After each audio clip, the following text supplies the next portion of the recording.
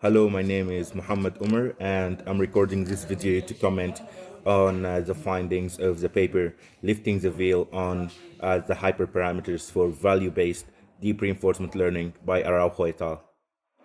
From the introduction section, the authors clearly defined the main contribution of their paper as aiming to bridge the gap between what they define as academic deep reinforcement learning and applied deep reinforcement learning.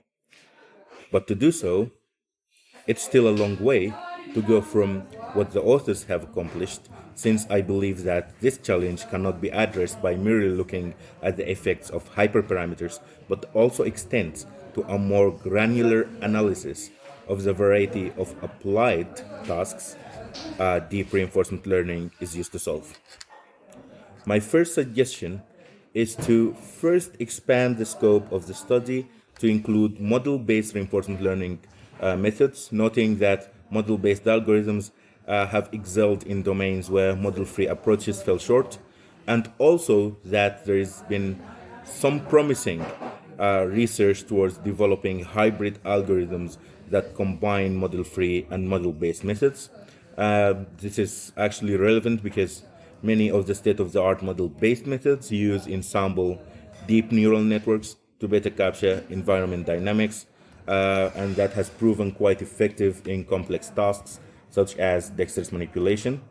Hence, lifting the veil on the best structures for such deep networks would be quite beneficial for this subfield of reinforcement learning.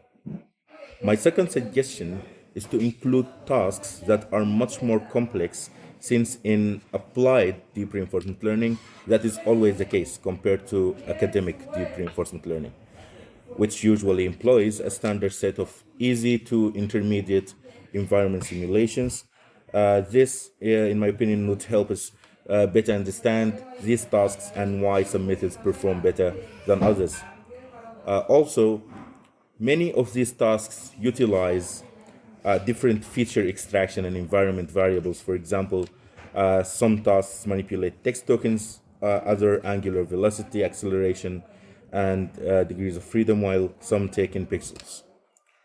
Finally, another observation from my research experience in reinforcement learning is that many deep reinforcement learning researchers do not clearly define their experimental setting and their hyperparameter selection. And in the absence of an official coding script for reproducibility on GitHub, for example, it becomes quite challenging to assess their work. Therefore, I believe this work has the potential to solve this problem by developing a standardized benchmark for reinforcement learning algorithms covering a wide set of tasks and methods where all vital hyperparameters would be clearly defined. This would also encourage researchers to carry out detailed ablation studies and reports.